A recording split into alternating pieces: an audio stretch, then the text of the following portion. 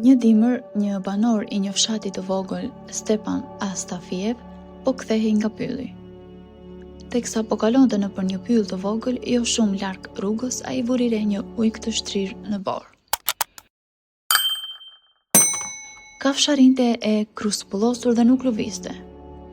Stepan ndali kalin, mori pushkën dhe pa ja hequr syt graviqarit, ju ofrua me kujdes. Dhe në ato kohë kishte shumë ujq në zonë, dhe kishte rast se kur ujqit sulmonin fshatin e tyre në dimër. Shpesh rëmbenin qente fshatit edhe sulmonin bagatin, kështu që qëndrimi I fshatarëve ndaj këtyre graviqarëve ishte mjaft negativ. Shpesh I zinin në prit edhe I qellonin. Dhe kishte një luftë të vazhdueshme midis këtyre hajdutëve gri edhe njerëzve. Dhe kjo ishte një ujk. Stepan e preku me kujdes bishën, por ajo nuk tregoi asnjë shenjë jete. Me sa duket, një nga gjuetaret e kishte qelluar ujkonjën, por ajo kishte arritur t'i shpëtonte ndjekjes. Por shpejt I kishin mbaruar forcat. Ajo ra në borë dhe nuk u ngrit më. Stepan e mori me kujdes ujkonjën, e futi në saj dhe e mbuloi nga syt kur e shtar. Mos e lini të mirën të shkojë dëm, por gjithçka do të vijë në ndihmë në fermë. Kur mbërriti në shtëpi, Stepan I tregoi familjes së tij për gjetjen, dhe djali I tij 12 vjeçar Andrej nuk kishte parë kurrë një ujk, megjithse shtëpia e tyre ndodhej në buzë të fshatit pranë pyllit. Në dimër ai shpesh dëgjonte ulërima ujqësh të largëta, por kur nuk e kishte parë ujqrit nga afër.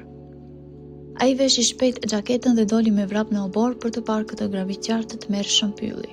Por nuk kishin kaluar as disa minuta kur djali hyri përsëri me vrap në shtëpi dhe bërtiti nga pragu. "Babi, ajo është gjallë. Ajo I ka hapur syt dhe po merr frym." Stepan u habit. Ai nuk e priste një kthes të tillë ngjarjesh. "Si gjallë? Je I sigurt bir?" "Jo, babi, nuk gabova." "Shiko vet."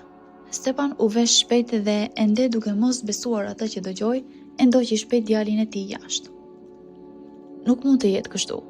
Kur e mori ujkën në krah, ajo ishte e vdekur. Ai nuk mund të ishte më shumë gabim, por kur Stepan doli jashtë dhe ekzaminoi me kujdes kafshën e shtrirë, ai pa se kapakët e syve I dridheshin dhe ajo po merrte frym. Nuk kishte dyshim. Ujkonja ishte vërtet e gjallë. "Babi, a mund të ndihmojmë? Ajo nuk do të vdes, apo jo?" pyeti Andrej, pothuajse duke qarë. Stepan ishte I hutuar. Ai mendoi pak, e shikoi djalin e tij dhe tha: "Mos u shqetëso. Me që kjo është kështu, do të thotë se fati e solli tek ne. Ti japim një shans. E gjithë vullneti I Zotit, dhe gjithashtu birë, mos I thuaj askujt se kemi strehuar një ujk. E di se si do e trajtojmë këtë bish.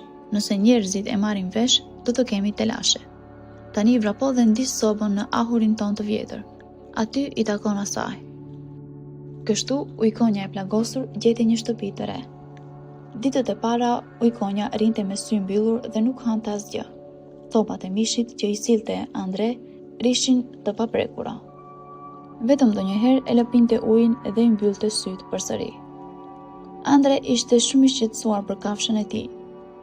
Kishte frikë se ajo do të dobësohej plotësisht dhe do të vdiste, por shpejt natyra mori haraqin e saj. Plaga doli të mos ishte edhe aq e rëndë, dhe gradualisht ujkonja filloi të shërohej.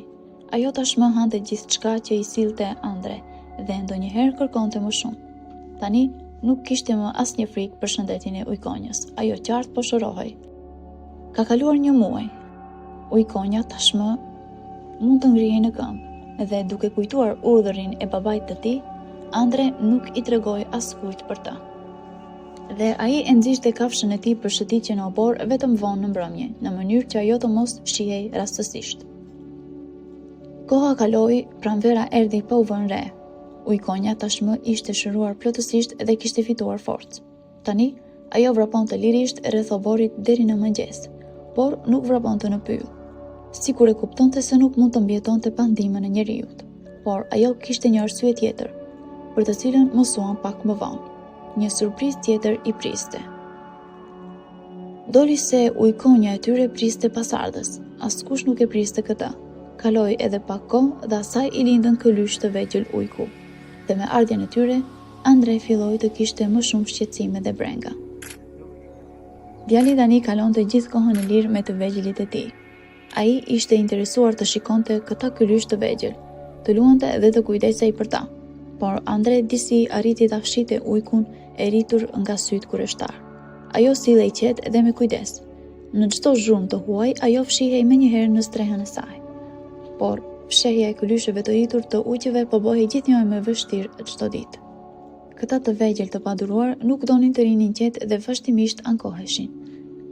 Dhe ulërima e tyre e lartë dëgjohej mjaft larg. Dhe shpejt sekreti i tyre u zbulua. Fqinjët morën vesh për ujqërit.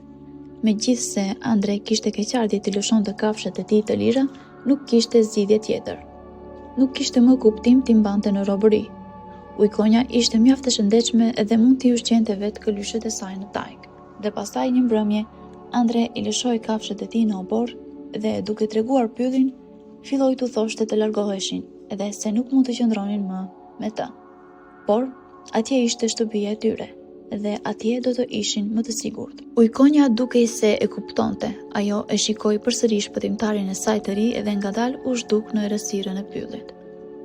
Këlyshët e saj të rritur të ujqeve vraponin pas saj, ata po ktheheshin në elementin e tyre, në botën e tyre të egër, ku ishte shtëpia e tyre. Ata u larguan dhe Andre nuk i pa më kurrë. Në fillim, djalit i mungonin shumë kafshët e tij. Të gjithë shpresonin që ujkonja një ditë do të kthehej tek ata, por ajo nuk u shfaq më kurrë. Pas këtij incidenti, shumë banor vendas pushuan së përshëndetur Stepanin. Ishin të zemëruar me të që i kishte lëshuar graviqarët edhe e fajsonin për këtë. Ata thanë se tani këta ujq do të sulmojnë dhe do t'u avjedhin bagëtin edhe më shpesh, sepse ishin rritur pranë njeriut dhe nuk kishin frikë prej tij, edhe tani askush nuk do t'i ndalonte. Dhe i vogli Andre, me naivitetin e tij fëminor, u tha të gjithëve se ata shpëtuan jo një ujk të thjesht, por një mbretëresh ujqish. Dhe ajo i premtoi atij se tani askush nuk do t'i sulmonte bagëtitë e tyre, por të rriturit vetëm buzëqeshnin dhe talleshin me fantazinë e tij fëminore. Kanë kaluar shumë dekada që atëherë, por të vjetrit ende e kujton atë kohë të largët. Pavarësisht nëse ishte rastësi apo për ndonjë arsye tjetër, sulmet e ujqeve në fshatin e tyre vërtet pushuan plotësisht pas atij incidenti. Ishte sikur dikush t'i kishte urdhëruar t'i shmangeshin këtij fshati dhe të mos sulmonin. Megjithse në zonë nuk ka pasur më pak grabiqar, që atëherë nuk ka pasur asnjë rast sulmi ndaj bagëtisë në këtë fshat. Shumë janë përpjekur të shpjegojnë pse ndodh kjo, por askush nuk ka arritur. Enigma mbeti pa përgjigje. Ky incident interesant ndodhi me djalin e fshatit Andre dhe ujkonjën e tij.